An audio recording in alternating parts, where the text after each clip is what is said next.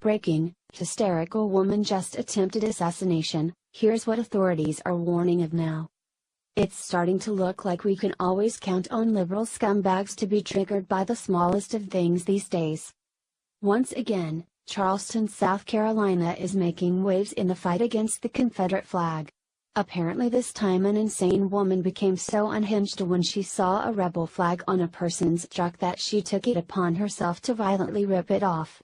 Then all hell broke loose. Lee Ann Walters saw a man's Confederate flag flying from his truck bed and proceeded to yank it right off. But when the owner of the truck tried to get the license plate number off of the liberal scumbag's car, she acted like a typical unhinged liberal and proceeded to throw her car into reverse and run him over. She then fled the scene. Police did manage to catch Walters and promptly arrested her a short time later. But sadly the charges she faces are an absolute and complete insult to the victim. Despite vandalizing his property and then intentionally trying to run him over with her own car, causing one of his knees to sustain an injury. The liberal whack job was only hit with a vandalism and leaving the scene of an accident with injuries charge. What? Usually, when someone uses a vehicle to attack another individual such as Walters did to her victim, they are charged with at least assault with a deadly weapon or straight-out attempted murder. The DA, in this case, must be a liberal. No one had any issues with the rebel flag until an insane man, Dylan Roof, who shot up a black church back in 2015 decided to take a picture with the flag. So the media told us to be outraged by flag. The American Conservative reports. I will never be able to hold her again, but I forgive you. So said Nadine Collier, who lost her mother in the massacre at the Emmanuel AME Church in Charleston, South Carolina, offering forgiveness to Dylan Roof, who confessed to the atrocity that took the lives of 9 churchgoers at that Wednesday night prayer service and Bible study.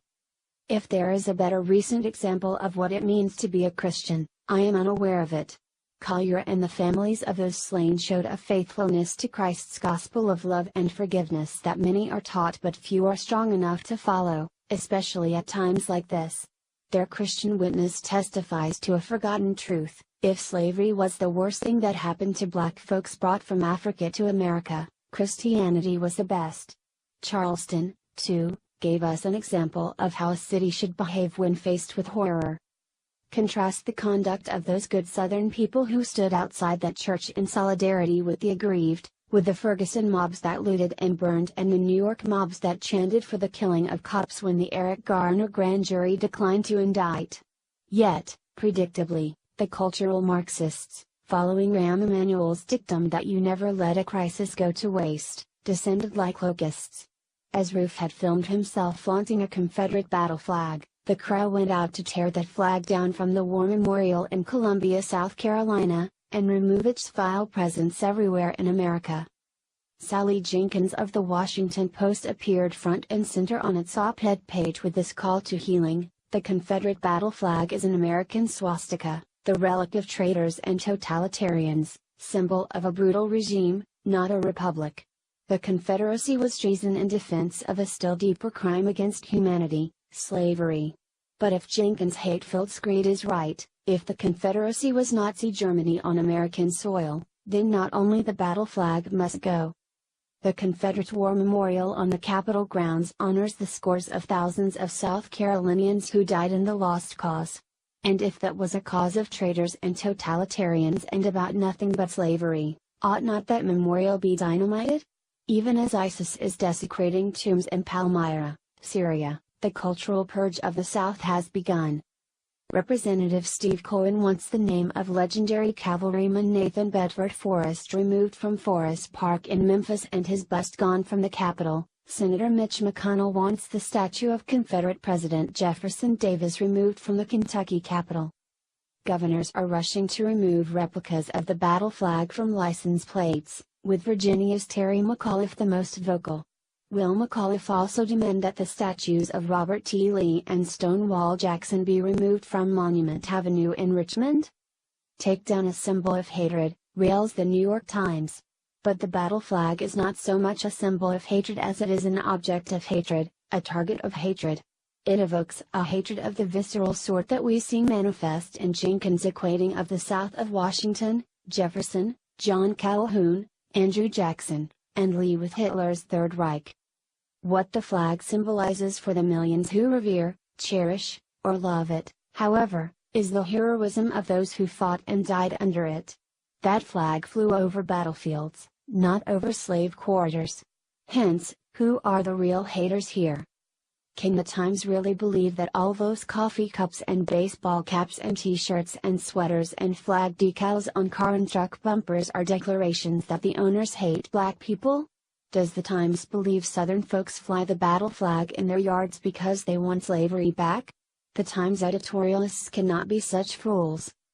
Vilification of that battle flag and the Confederacy is part of the cultural revolution in America that flowered half a century ago. Among its goals was the demoralization of the American people by demonizing their past and poisoning their belief in their own history. The world is turned upside down. The new dogma of the cultural Marxists: Columbus was a genocidal racist. 3 of our founding fathers, Washington, Jefferson, Madison, were slave owners. Andrew Jackson was an ethnic cleanser of Indians. The great Confederate generals, Lee, Jackson, Forrest, fought to preserve an evil institution. You have nothing to be proud of and much to be ashamed of if your ancestors fought for the South. And, oh yes, your battle flag is the moral equivalent of a Nazi swastika. And how is the Republican Party standing up to this cultural lynch mob? Retreating and running as fast as possible. If we are to preserve our republic, future generations are going to need what that battle flag truly stands for: pride in our history and defiance in the face of the arrogance of power. I personally have no issue whatsoever if they want to ban a flag over the actions of one insane individual. After all, it's just a symbol, and whatever they try to do, history can never be erased. But we need to be fair. We can give up the rebel flag, in exchange for getting rid of each and every mosque in the US. Because if we can judge a historical flag on the actions of one insane individual, we can also judge a whole religion on the actions of millions of terrorists.